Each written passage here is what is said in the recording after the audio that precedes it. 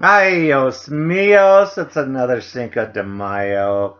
Hola to mi amigos and amigas.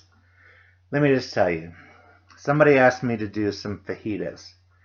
This turned out to be the bomb diggity dog, or the bomb diggity paddle. So, we're going to take a red onion, a whole onion, and we're going to slice it. We're going to do the same thing with the other half I just did right here. But once we get it in that bowl, a large bowl, mind you, El Bowl Grande, we are going to break up all those rings into individual pieces. Just like in a fajita. You don't want no big hunkin' slice of onion. I just had fond memories of this last night. We had this for dinner.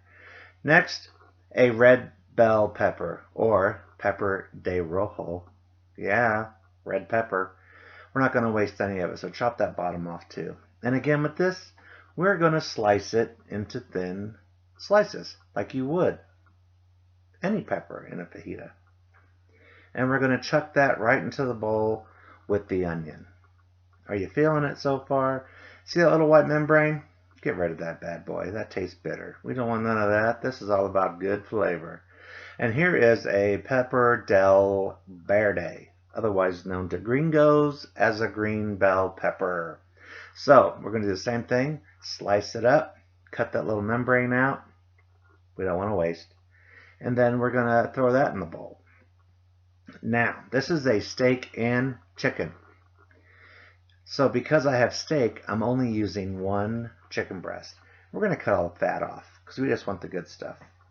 And we're going to slice it into thin slices, just like you would get in a restaurant in a fajita. So I'm going to slice this baby up, and then I'm going to slice those in half because it's a little thick.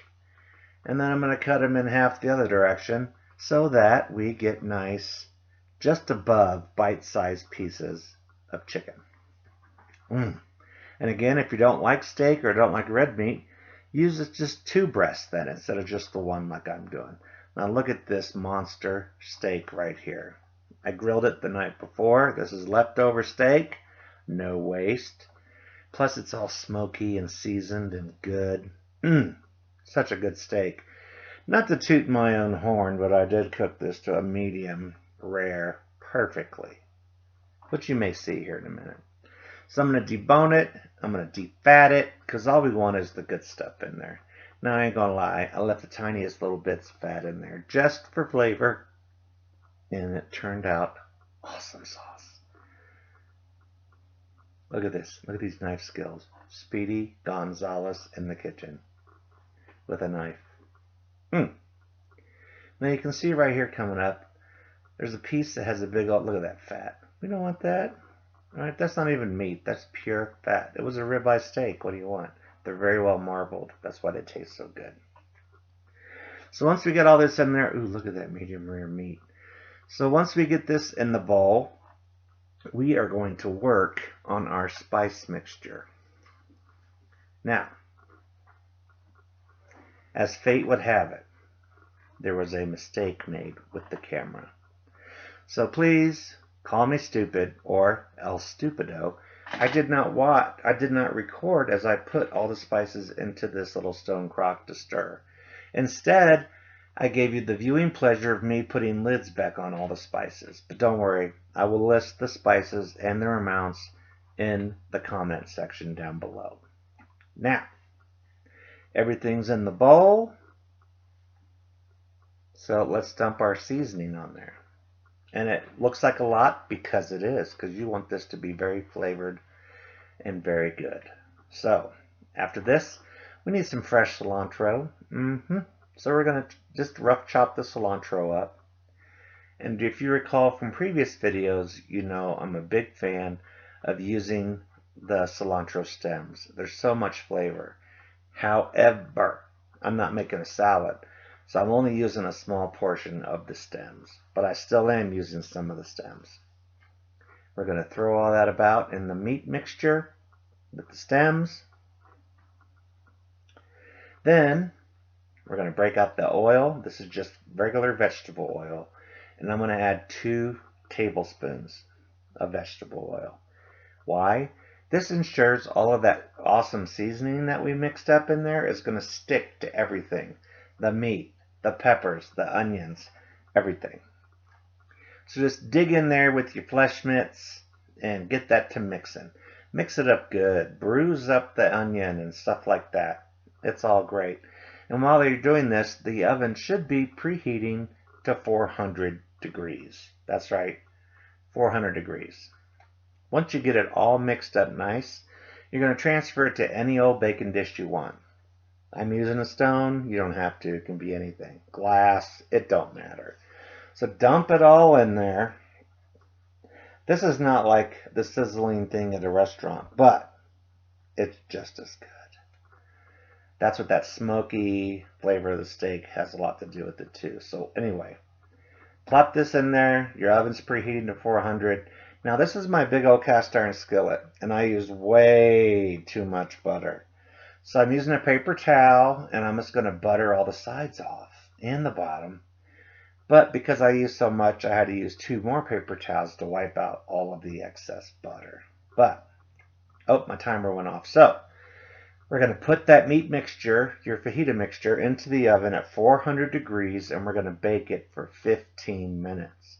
Now watch this little magic show. You're going to need 7 tortillas. These are the big burrito-sized tortillas. Then you're going to lay them in your pan so that the majority is hanging off the back side. And you're going to do this all the way around. Look at that. And these are tortillas, not crust. So, therefore, it's even better. So, you can see we got a little square here at the bottom. What are we going to do about that? Booyah! We're going to put a whole tortilla down there. Now it's sealed. I mean, it's like Fort Knox sealed. So, cheese. We're going to put a cup of cheddar cheese in the bottom of this. A whole cup. If you go over, who's really counting? It's Mexican food. There should be a lot of cheese in here. So spread that all out and then bust out another cup of cheese, this time Monterey Jack. You know what might be good too is pepper jack. But the meat turned out to be just spicy enough, so you need the coolness of the Monterey Jack. So the timer's going to go off right about now. Oh, there it is. So just take that meat mixture that was in the oven and booyah, dump it right in there. Get rid of your oven mitts and stir it around until it gets, flat and evenly distributed throughout the tortilla. Looks like a flour, doesn't it? A fajita flour. Ay, Dios mío, es bonita. So now we're going to do more cheese. We're going to do the other cup of Monterey Jack. It was that 2-cup package. We used the whole thing. And on top of that, another cup of cheddar. And like I said, if you go over on the cheddar, who cares? This is some good lovin' right here. This is muy bueno. Bring on the queso. Mucho queso. Bring that cheese. Once you have all your cheese in there, lay another tortilla on top. And then we're going to fold over the edges to seal it in. Look at this. Bam. You don't even need to do anything. Those tortillas, they were super soft and they stayed in place. Look at that. Maybe not be perfectly round on the bottom, but it did the trick. Now we're going to slap this baby in the oven at 350 degrees for 40 minutes. Now, once again, I did not show me flipping this out, but trust me when I say it came out like butter. And look at that crispy tortilla. Now here's going to be some magic. Mira. Cuts into it with a big old sharp knife. Let's cut us a slice off. And then we are going to put it on a plate. Let me turn this around so you get a better look. Mind blown. You're going to be blown away. Mira. All right. Get you a little plate. And yep, I didn't cut the bottom enough. Let's give it another little bitty cut. Okay, so now, ahorita, mira. Look at that. Look at that. Fajitas. Oh my gosh, it's so good. Let's put some clothes on this plate and dress it up and take it out on the town. What do you say? Booyah! Ay. Awesome. Hope you like it. Please give me a thumbs up.